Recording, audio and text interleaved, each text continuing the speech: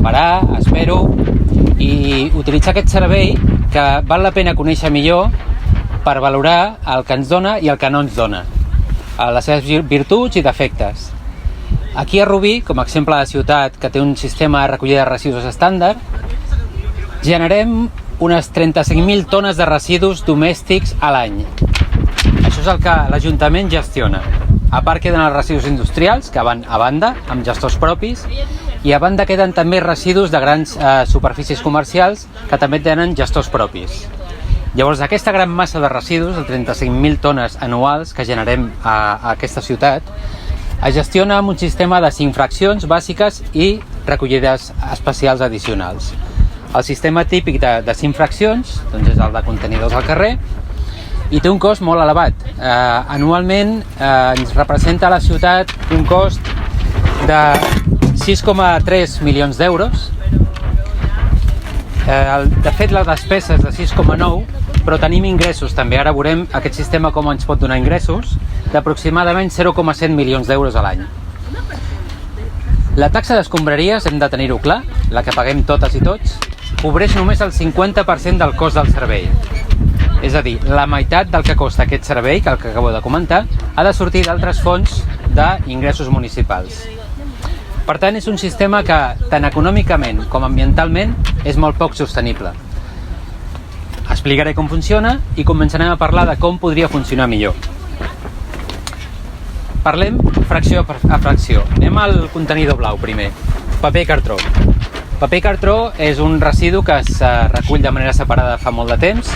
La gent està bastant acostumada a segregar-ho i posar-ho al contenidor que toca, però malgrat això, si parlem de xifres de la nostra ciutat, si la bossa tipus, si el que teòricament es genera és aproximadament un 14% del residu total en forma de paper cartró, a Rubí recollem el 6%. Això què vol dir? Vol dir que en principi la meitat del paper cartró que generem va a la resta, va on no toca. Això ho veurem en les diferents fraccions i veurem com part del vidre, part del paper, bona part de l'orgànica, envasos, van a la resta. I això ens costa molts diners i ambientalment és poc sostenible.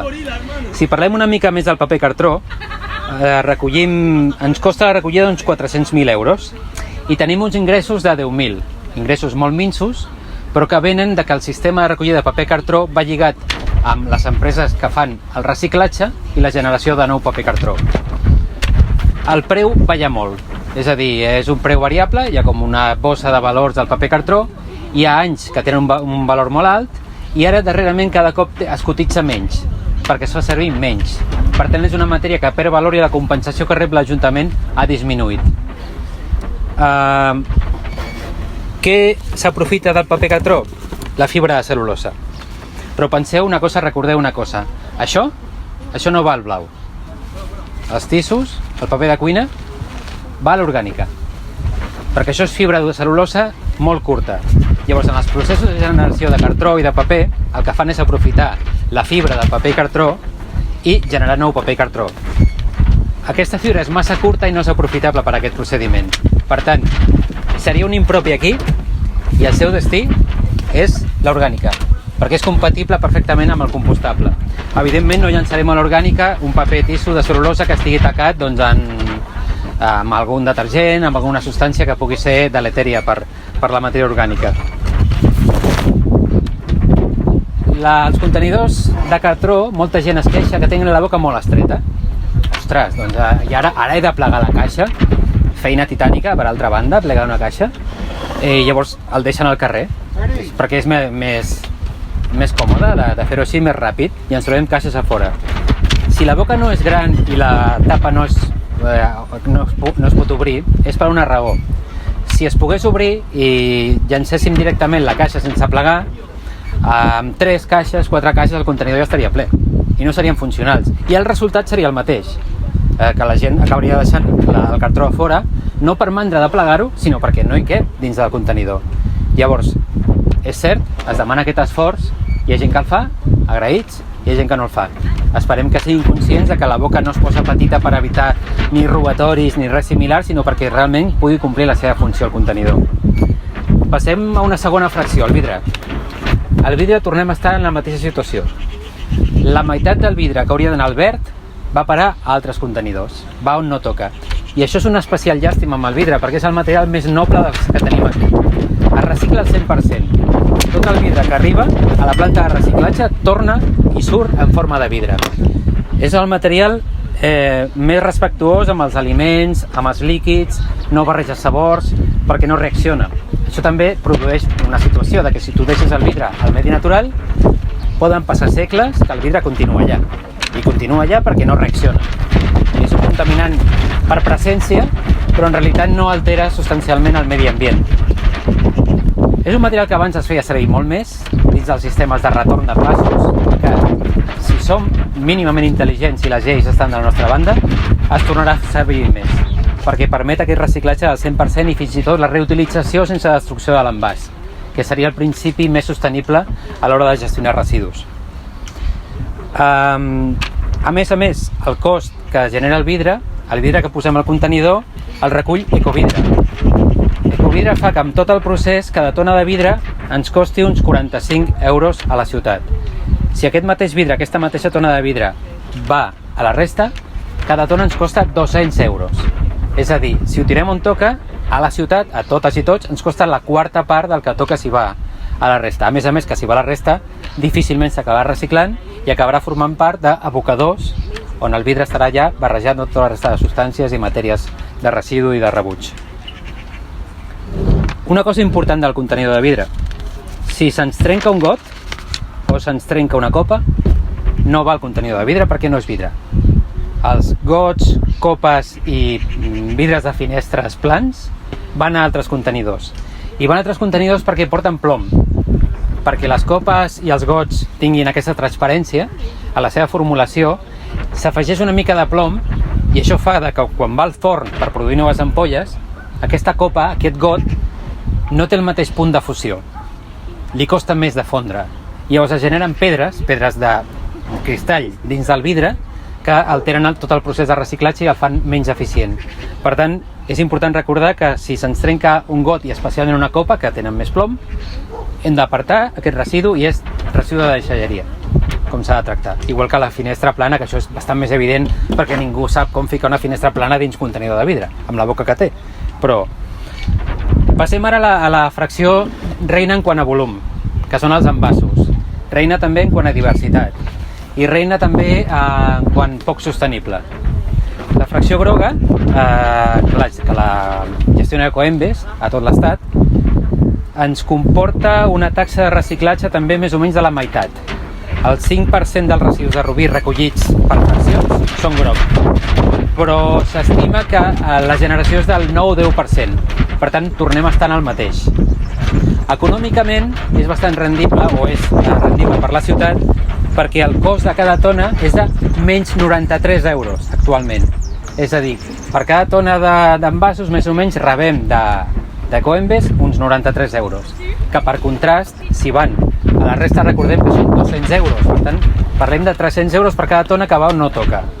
I com que d'envasos recollim aproximadament unes 1.800 tones i això és la meitat, doncs multipliqueu 1.800 per 300. És els diners que llancem, que llença la gent que posa envasos a la resta. Però el món dels envasos és complex. Tenim alguns, com podria ser aquest bric, que ens dona missatges, no? Carbon Trust, organismo certificado, subiendo el listón. Tenim unes fletxetes aquí que ens diuen que això es recicla. Mentida. Els brics no reciclen. Els brics són una barreja de tres materials, que són cartró al 80%, al 75%, plàstic i alumini, tan íntimament enganxats que els processos que són necessaris per separar-los a la planta no s'apliquen. Les plantes de reciclatge no reciclen, de veritat, el bric, només el separen, acaben fent bales gegants de brics i això va a dipòsits, s'exporta o, en el pitjor dels casos, acaben a abocadors. Llavors hem de tenir clar que el bric és un envàs a rebutjar. A més, la hipocresia arriba al punt que ara, per llei serà obligatori d'aquí un temps, i ara comencen les marques a netejar la seva imatge, posen la canyeta de cartró. I diuen, ei, que la canyeta és de cartró, som sensibles amb el medi ambient. Això és la xocolata del lloro. O sigui, penseu en el volum que té aquest residu i en el que té aquest altre residu. no té sentit. Estan fent una mica de greenwashing per quedar bé, però al final aquest envàs no és reciclable ni és bo pel medi ambient. Quins envasos s'han de fer servir? Quan no pugui ser el vidre, que és el rei dels envasos, doncs, per exemple, plàstic, per què no? Plàstic simple, que sigui tot d'un mateix material, perquè això sí que es recicla. És simple, és fàcil de separar, tant a la planta de triatge com d'origen al contenidor groc, i això va on toca i es recicla. Evidentment, millor que es recicla és reutilitzar. Aquesta és una de les dues ampolles de Sovichan que tenim a casa, i el que fem és anar-la reomplint. Quan es gasta, anem a les botigues de Rubí, que hi ha més d'una, on hi ha detergent a granel, la reomplim i torna. Per tant, en lloc de generar, no sé, 12, 20, 30 ampolles de Sovichan cada any, cada família, doncs no en generem cap. I és que el plàstic és tan bo i tan fantàstic que dura i dura, Tu el tapes, el destapes, continua sent funcional. Per què llançar-ho? Doncs l'anem aprofitant. Això seria el millor ús d'un envàs. Altres envasos que es recuperen de manera separada. Doncs a la típica càpsula de cafè fantàstica, perquè de tots som sibarites i prenem cafè d'una manera superneta i ens sentim, no sé, de la noblesa perquè fem servir això que Nespresso ens ho ha ficat al cap. Aquí deuen haver-hi 4 o 5 grams de cafè. Ens costa 30-40 cèntims. Doncs per aquest preu podem comprar de vegades mig quilo de cafè. O sigui que ens estan prenent el pèl i estem generant un residu difícil de reciclar, que es recicla, però que costa bastant. I aquest està fet d'alumini. Igual que estava feta d'alumini una llauna que acaba de volar, que per suposat recolliré. Amb l'alumini hem de fer una reflexió. La meitat de l'alumini que es recull al món es recicla. Fantàstic. L'altra meitat acaba a qualsevol lloc. Ja veiem a diferents punts de la natura, altres llocs. Però què passa amb l'alumini? Que és un material que per aconseguir-ho és altament agressiu amb el medi ambient. Les mines d'alumini són aquestes típiques mines a cel obert que malmeten una gran extensió de terreny perquè l'alumini no està pur a la natura. Està barrejat amb aleacions diverses, amb diferents minerals. Bàsicament la bauxita és la font més abundant d'alumini. La bauxita acostuma a tenir una quarta part d'alumini. Fa que en aquest procediment hagis de fer un mega forat i 3/4 parts de tot allò és runa. Tu has eliminat tot aquest sòl, aquella runa l'has de tirar on no toca, i a més els processos de separació de l'alumini de la resta de minerals requereixen un tractament molt agressiu. Es generen fangs corrosius que s'acostumen a gestionar també in situ a la mateixa mina, degradant tot l'entorn. A més afegim que els jaciments més importants d'alumini estan a la part de la selva tropical, en aquest cinturó temperat i del centre del continent africà o del centre del continent sud-americà, és on està la major part de l'alumini. Llavors imaginem que aquestes mines a cel obert s'obren a costa de selva, de jungla tropical, d'espais amb alta biodiversitat, i que per tenir aquesta fantàstica càpsula de cafè o aquesta meravellosa llauna, doncs estem pagant aquest preu. Endavant, seguim així, però estem pagant aquest preu. Bueno, no estem pagant aquest preu, altres estan pagant aquest preu. Si l'haguéssim de pagar nosaltres, segurament no farien servir la llauna. Més coses del contenidor groc, que jo trobo que és el més així interessant. La caixa de fruita, la típica caixa de fruita de cireres o de maduixes, que és de fusta, com el groc és el contenidor del plàstic, la gent no ho llancem aquí, no? Doncs és un envàs. O sigui, la caixa de fruita típica va al groc i es recupera, i ha d'anar aquí. Llavors això és una cosa que la gent no acostuma a no saber, per tant és interessant tenir-ho en compte. Una altra cosa que ha volat i que espero que en algun dia voli dels nostres llars. L'aigua embotellada, una de les bogeries més grans de la nostra civilització. Anar a una muntanya, treure l'aigua d'allà, ficar-la amb envasos de plàstic, posar-la dins de camions que han de recórrer aquella carretera de muntanya, que han de distribuir-se per tot arreu, que han d'anar al supermercat, palers, plàstics, flejes... Al final, tenim tots a casa una cosa que es diu aixeta, que l'obrim i l'aigua és plenament potable. Fa dècades, i aquí va començar Fontvella amb la història, ens van començar a vendre que allò era salut, que era salut embotellada, que eren més guapos, quedaven més prims. L'aigua té 0 calories, la de l'aixeta i la de Fontvella, O sigui, tampoc ens hem de confondre. Però moltíssima gent, què fa? Doncs va al súper i omple tot de garrafes, que és un pes que ha de portar al cotxe o li hem de portar amb una furgoneta, generem gasos d'efecte hivernacle amb aquest transport de manera absurda per tenir un producte que tenim no gratuïtament però a un preu molt reduït en forma d'aigua que surt de l'aixeta. A més tenim el tema dels microplàstics. Potser avui era millor dia per parlar d'energia eòlica, però no hem portat el latretxo per parlar d'energia eòlica, per tant seguirem parlant de residus. Els microplàstics, segurament heu sentit a parlar, són producte de generació, de la degradació dels envasos, dels tèxtils sintètics, són invisibles però formen part de la nostra dieta, ho hem de saber-ho tots i totes. Quan anem a la peixateria comprem mig quilo de salmó i segurament algun microgram o algun gram amb mala sort de plàstic i tot va al forn i tot va a la panxa. Els microplàstics de vegades són en forma de micropartícula tan petita que les arribem a respirar. Es troben en teixits humans i en fetus en desenvolupament. Les conseqüències que tenen doncs, les anirem veient al llarg del temps, però el que sí que està clar és el seu origen. Són els plàstics que es degraden de manera incontrolada al medi ambient. Per tant, un altre motiu, la salut, per intentar reduir al mínim el consum de plàstics. Aquesta pàgina la podem llançar volant, però millor la posem aquí, que és el paper. I parlem de l'orgànica, la gran maltractada aquí i a moltes ciutats. Segurament en pes, l'orgànica segurament no, és la fracció més important, perquè és molt humida i llavors pesa més. I el que ens cobren a totes i tots per la gestió de residus és en forma de tones, no de volum. Per tant, és una fracció molt cara si no es gestiona bé. El 30% del volum del pes és de l'orgànica, però es recull aproximadament el 9%. Per tant, només la tercera part. 2/3 parts d'orgànica van bàsicament a la resta i generen un gran pes de la resta que ens genera un sobrecost. Com es gestiona l'orgànica a Rubí? Es recull de manera segregada, amb camions separats, i va a la planta de Can Barba, que és una planta que està entre Terrassa i Sabadell, que és una planta de tractament de matèria orgànica. Allà es posen grans compostadors en cambres de biogàs. Aquest biogàs s'aprofita, és una font d'energia que s'aprofita per carregar camions d'escombraries que van amb biogàs. Per tant, estem aprofitant aquest material i tot el compost que genera té usos secundaris, és a dir, no acaba en abocador. Per tant, som capaços només amb l'orgànica de que el 30% de les nostres deixalles tinguin un ús que retorna al medi de manera no agressiva i no forma part del gran volum que acaba en abocadors. A més, clar, la presència d'orgànica fa molt complicat el triatge, perquè la resta d'aquí de Rubí va al CTRB, que és el Centre de Tractament de Residus del Vallès, que està a Vacarisses, i allà el primer pas és un triatge manual.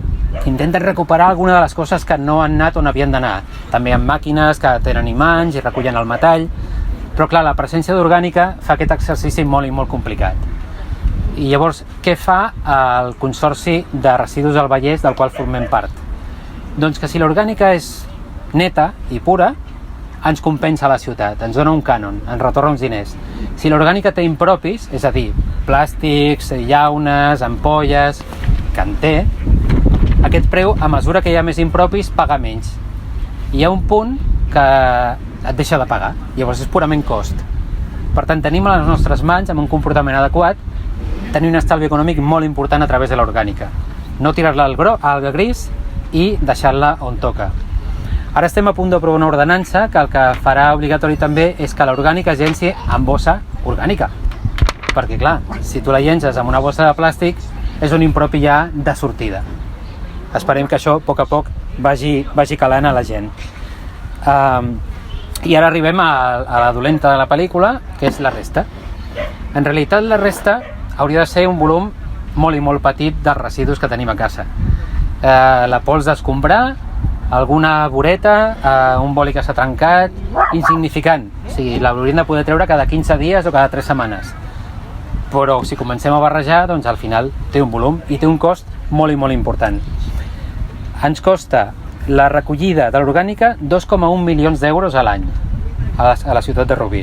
El tractament, 2,2 milions d'euros més. I estem parlant de 4,3 milions d'euros, que és la part protagonista, culpa de la grissa.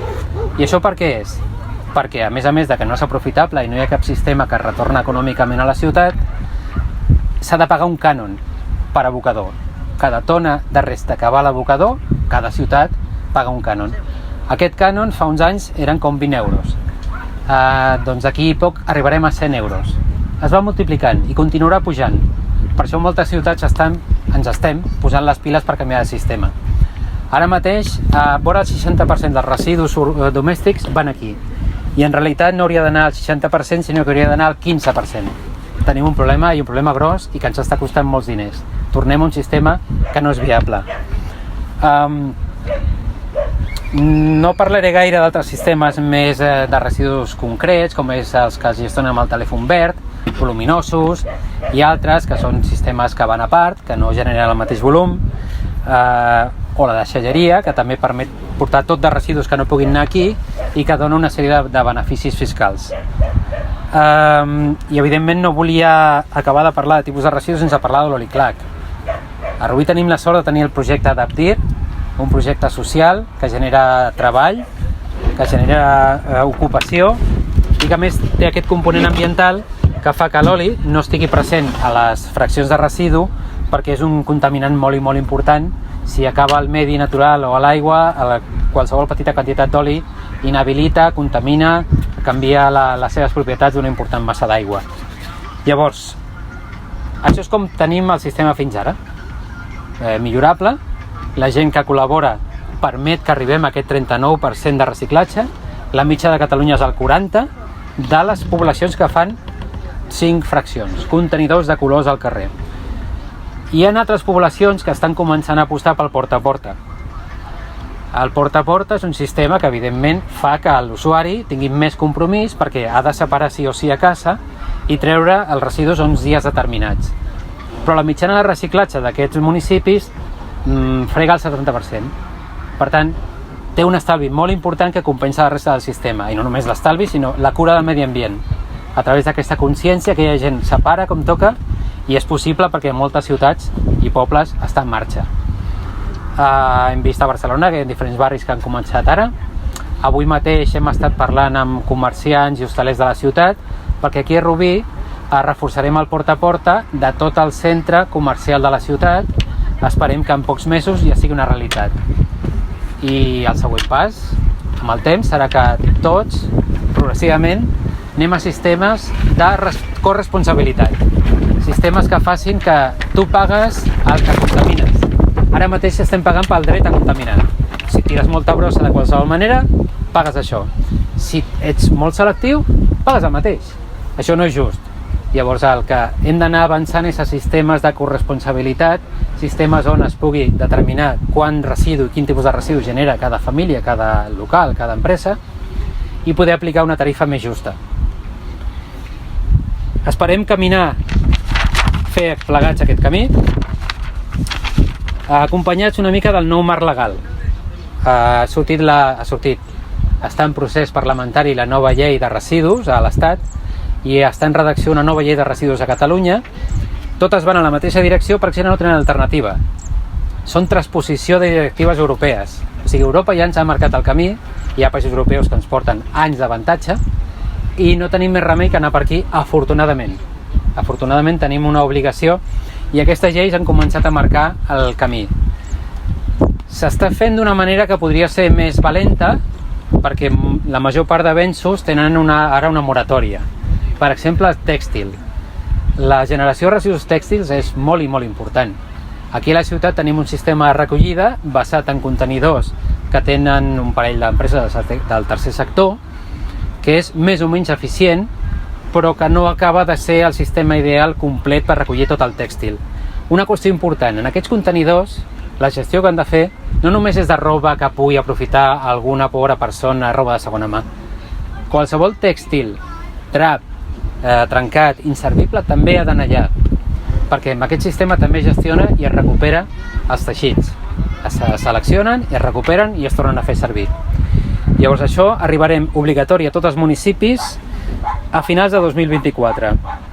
També a 2024 serà obligatori quan tu fas una construcció, els residus que generes, poden ser fusta, vidre, diferents materials que ara van una mica a voluntat del gestor de residus i no acaba de quedar clar com s'acaben de separar, serà obligatori que de sortida, o sigui de l'obra, hi hagi aquesta separació i per tant sigui molt més eficient, perquè el volum de residus que genera la construcció és també molt i molt important.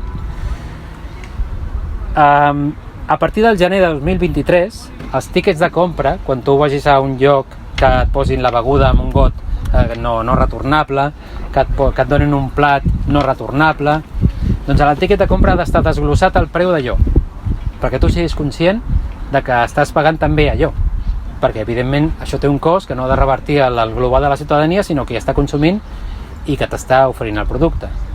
Tot això anirem, sembla molt llunyà, 2023-2024, però més d'hora que tard ja estarà aquí sobre. Tema bastonets, plats, canyetes, Porexpan, aquests petits residus que no s'acaben de reciclar i que acaben fent malbé el medi natural, doncs estaran prohibits a juliol de 2023. Bueno, falten 2 anys. Ja, tant de bo estiguessin prohibits d'aquí 6 mesos, però suposo que han fet un equilibri amb els productors perquè lliberin estoc o alguna cosa per l'estil. I tot de novetats que portaran aquestes lleis. Evidentment, si no aconseguim tornar als sistemes de dipòsit i retorn, que és el que s'havia fet tota la vida, tu acabes l'ampolla graciosa, l'ampolla de vi, de cervesa, vas a la botiga i et tornen els diners, doncs serà tot una mica dissimular. Evidentment, aquest és el camí, és on estan molts països d'Europa i on esperem aquí estar d'aquí no massa temps. Hem de donar valor a les coses, no tot pot ser de fer servir i llançar. Ara en el dia a dia estem acostumats que ens arriba el takeaway del menjar, tot és plàstic, mengem, i de sobte hem menjat un plat així i estem tirant el got, el no sé què, la forquilla, i per això el volum del groc ens sembla sempre tan impressionant. I llavors amb aquesta consciència ja volia acabar, perquè aquesta conversa o aquesta xerrada així didàctica